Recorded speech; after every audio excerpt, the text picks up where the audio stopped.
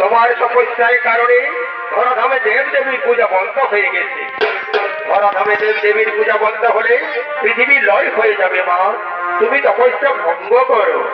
শোনো শোনো দেবগণ, আমি তপস্যা ভঙ্গ করি না, কিন্তু দাপর যুগে যদি নারায়ণ শ্রী রাধার চাইতে আমায় বেশি ভালো না বাসে, তাহলে আমায় করিব